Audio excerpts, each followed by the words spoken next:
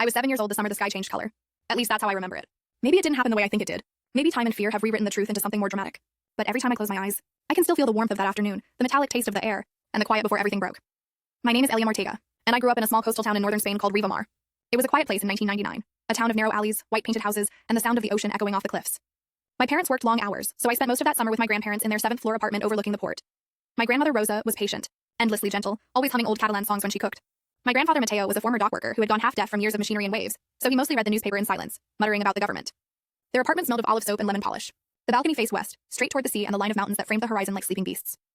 As a child, I had a wild imagination, the kind adults say is charming until it starts to frighten them. I used to believe God lived behind the clouds, watching everything. Not in a vague, abstract way, I saw him in my mind vividly. A giant face without a body, floating high above the mountains, hair made of mist and stars, eyes that glowed faintly like the moon behind a curtain. Sometimes I imagined those long, cloud-like strands brushing the ground, painting rivers and forests into existence with every motion. My grandmother would laugh when I told her. "You see God everywhere, Eliam," she'd say, kissing my forehead. But at night, when I lay awake in the guest room, I wasn't sure if I found it comforting or terrifying. The thought that something so enormous might be looking right at me. That July, the heat was unbearable. Even the gulls seemed tired, drifting low over the rooftops. The world felt half asleep. One evening, my grandmother and I sat together on the balcony. She was reading Don Quixote while I played with my Tamagotchi, trying to keep the tiny pixelated creature alive. I remember her hand resting softly on the armrest, the sunlight catching the silver ring she always wore. Everything felt still, like time had stopped to listen. Then the building shook. It was faint at first, like a heavy truck passing on the street below. Then stronger. My drink wobbled on the table. A pigeon took off suddenly from the railing. I thought it was an earthquake. We'd had small tremors before. But when I looked down through the concrete slats, the people on the street were walking normally. Cars gliding past, not a single sign of alarm. "Abuela?" I called, but she wasn't there anymore. The sliding door behind me was open, and the sound of running water came faintly from inside. She must have gone to the kitchen. I stayed on the balcony. Maybe I wanted to be brave. Maybe I was too curious for my own good. The trembling faded, but something else took its place.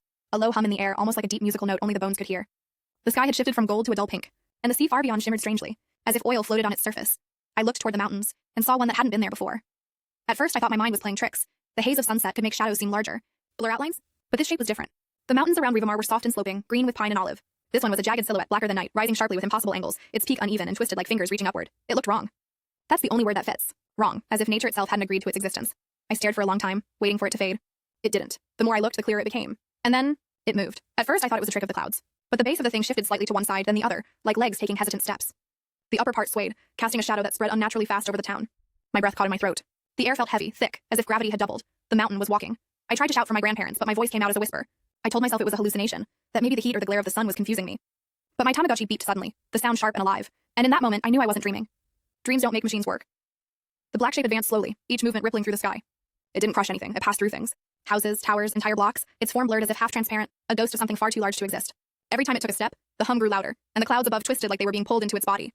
I gripped the balcony rail. Somewhere in the distance, a dog barked, then stopped abruptly. The thing stopped moving. For a heartbeat, the world went silent.